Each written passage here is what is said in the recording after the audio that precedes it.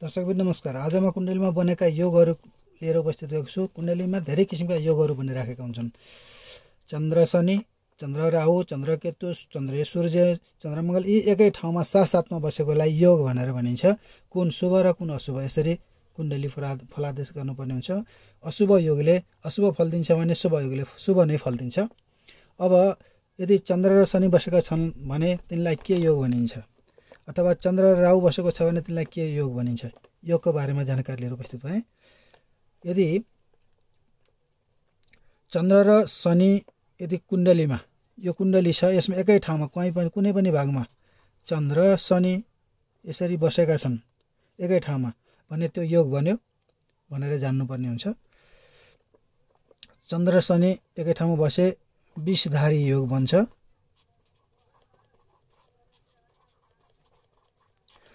चन्द्र र राहु बस्यो भने ग्रहण योग बन्छ।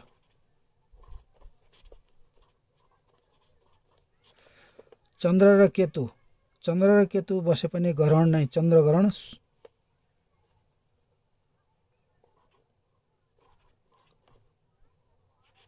योग बन्छ।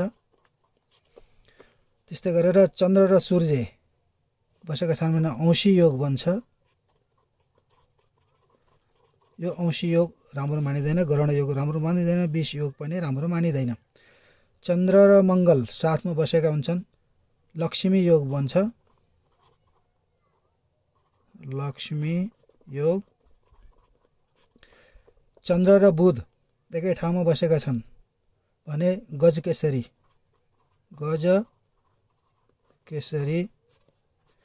योग बन्छ, राम्रो हो। लक्ष्मी योग पनि राम्रो हो।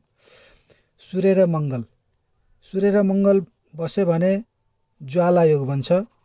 ज्वाला योग त्यो नराम्रो, नराम्रो।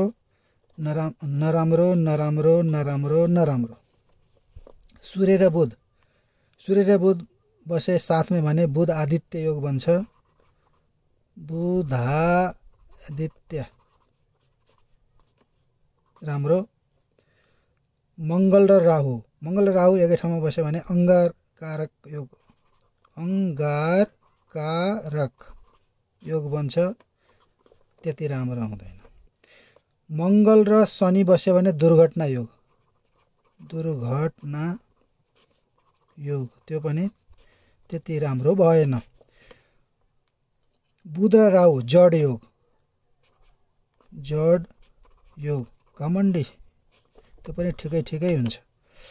त्यस्तै गरेर बुध र बृहस्पति कवित्र योग राम्रो मानिन्छ। त्यस्तै गरेर शनि र राहु बस्यो भने श्रापिक दुर्घटना योग त्यो पनि ठिकै भएन। त्यसपछि गएर राहु र शुक्र त्यो अमुत्य योग, अलिक खर्चालु झगडा गर्ने खालको मान्छे हुन्छ। त्यस्तो भयो भने अमुत्य योग ठिकै हुन्छ। त्यसै गरेर राहु र बृहस्पति गुरु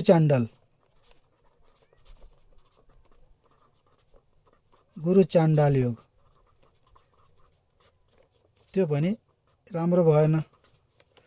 र सूर्य र बृहस्पति यो शिक्षक योग यो राम्रो मानिन्छ। यसलाई शिक्षक लेखौँ सिधै, शिक्षक अनुभवी सिकाउने, यसलाई राम्रो मानिन्छ।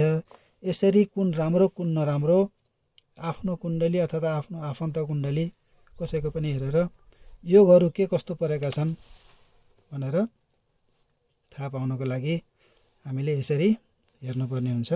मैले यहाँ सबै योगहरू लेखेर राखेको छु। यहाँहरूले स्क्रिनसट पनि गर्न सक्नुहुन्छ, थोरै अध्ययन गर्न पनि सक्नुहुन्छ।